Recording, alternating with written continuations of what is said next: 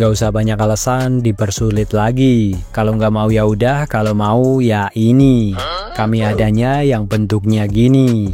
Kalau mau yang DP murah ACC mudah, bukan di sini. Kalau nggak jadi beli, pintu keluar ada di sebelah kiri. Sombong amat.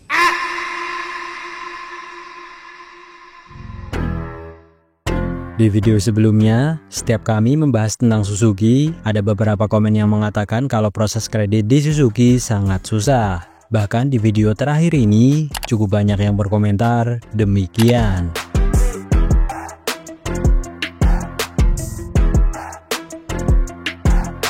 Nah, benarkah Suzuki mempersulit pembelian produk yang bentuknya demikian, yang dilihat aja rasanya kasihan, tapi mau beli dipersulit, diberi banyak rintangan? Kan heran. Mari kita bahas di video ini.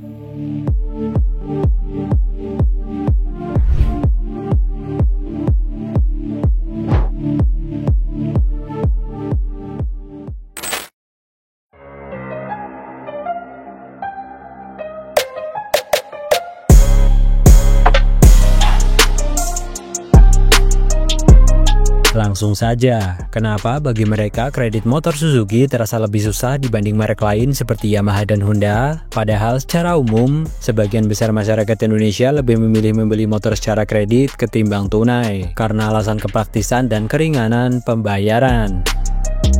Namun banyak yang mengeluh bahwa pengajuan kredit motor Suzuki seringkali dipersulit atau ditolak dengan alasan administrasi yang berbelit atau survei yang terlalu ketat.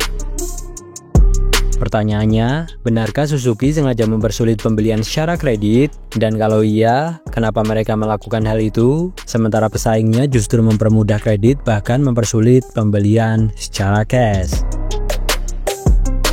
Untuk memahami hal ini, kita perlu melihat bagaimana strategi bisnis di tiap merek. Yamaha dan Honda sudah dikenal dengan volume penjualan yang sangat besar. Kedua merek ini sudah lama mendominasi pasar motor di Indonesia selama bertahun-tahun. Karena permintaan tinggi dan brand mereka yang sudah kuat, mereka lebih fleksibel dalam skema penjualan. Mereka sadar bahwa keuntungan terbesar justru datang dari pembelian secara kredit. Setiap unit motor yang dibeli secara kredit melibatkan perusahaan leasing, bunga cicilan, dan biaya administrasi yang menghasilkan margin tambahan bagi dealer. Oleh sebab itu, tidak heran jika Honda dan Yamaha cenderung mempermudah pengajuan kredit, bahkan kadang membuat pembelian secara cash terasa tidak menarik.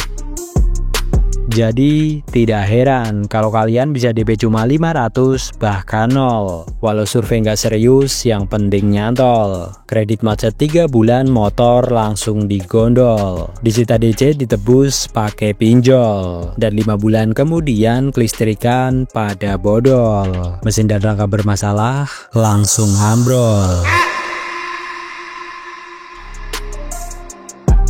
Dan dengan sistem seperti ini, mereka tetap untung besar walaupun pembeli tidak langsung membayar penuh. Karena volume penjualan tinggi dan dukungan modal besar, mereka bisa menanggung risiko kredit macet tanpa harus terlalu khawatir. Lain halnya dengan Suzuki. Meski merek ini punya nama besar dan dikenal karena kualitas produknya yang tangguh, penjualan motornya di Indonesia tidak sebesar dua kompetitornya. Hal ini membuat dealer Suzuki lebih hati-hati dalam mengatur aliran keuangan. Dalam bisnis otomotif, setiap motor yang dikreditkan berarti ada model dealer yang tertahan sampai cicilan lunas. Jika pembeli bermasalah atau macet di tengah jalan, maka dealer harus menanggung kerugiannya. Proses penagihan, penyitaan, dan administrasi debt collector juga memerlukan biaya. Nah, karena modal Suzuki tidak sebesar Honda dan Yamaha, mereka tidak bisa sembarangan melepas motor ke pembeli tanpa jaminan kemampuan bayar yang jelas. Inilah sebabnya mengapa proses kredit di Suzuki terkesan lebih sulit dan lebih ketat. Mereka ingin memastikan bahwa setiap pembeli yang mengajukan kredit benar-benar layak secara finansial dan bisa menyelesaikan cicilannya. Menariknya, Suzuki justru lebih terbuka untuk pembelian secara cash. Dari sisi bisnis, ini masuk akal. Dengan pembelian tunai, dealer langsung mendapatkan uang secara penuh tanpa harus menanggung resiko gagal bayar. Walaupun margin keuntungan penjualan secara cash lebih kecil, namun resikonya hampir nol. Uang langsung diterima, stok cepat berputar, dan dealer bisa segera memesan unit baru dari pabrikan. Kondisi ini menggambarkan bahwa Suzuki lebih memilih keuntungan kecil tapi pasti dibanding mengejar keuntungan besar namun beresiko tinggi. Dalam dunia usaha, ini disebut sebagai strategi defensif yang lebih menekankan pada keamanan modal daripada ekspansi agresif. Sehingga banyak orang beranggapan bahwa Suzuki mempersulit kredit, padahal sebenarnya mereka hanya lebih selektif. Perusahaan leasing yang bekerja sama dengan Suzuki biasanya punya standar verifikasi lebih ketat. Mulai dari cek penghasilan, tempat tinggal, hingga riwayat pembayaran kredit sebelumnya. Semua ini dilakukan agar tidak terjadi kredit macet di kemudian hari. Sementara di sisi lain, Honda dan Yamaha sudah memiliki kerjasama yang luas dengan berbagai lembaga pembiayaan besar. Mereka bisa menanggung risiko gagal bayar dengan lebih mudah karena punya cadangan dana dan volume penjualan yang tinggi. Artinya, perbedaan bukan pada niat mempersulit, tapi lebih ke kapasitas finansial dan strategi bisnis masing-masing merek. Dari semua penjelasan di atas, bisa disimpulkan bahwa Suzuki tidak benar-benar mempersulit kredit, melainkan lebih berhati-hati dalam melepas unitnya. Mereka tahu diri dengan kondisi modal yang terbatas, sehingga lebih memilih pembeli yang benar-benar layak dan mampu membayar cicilan sampai selesai.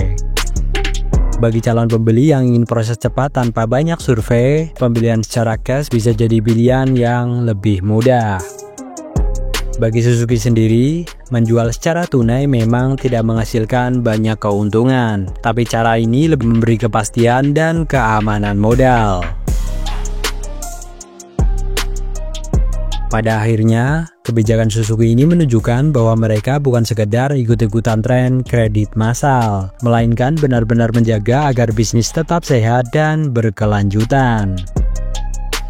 Nah, dengan alasan tersebut, mari kita beli motor Suzuki. Gak usah banyak alasan dipersulit lagi. Kalau nggak mau ya udah, kalau mau ya ini.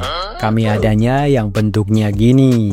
Kalau mau yang DP murah ACC mudah, bukan di sini. Kalau nggak jadi beli, pintu keluar ada di sebelah kiri. Tapi dalam hati, tolong jangan pergi.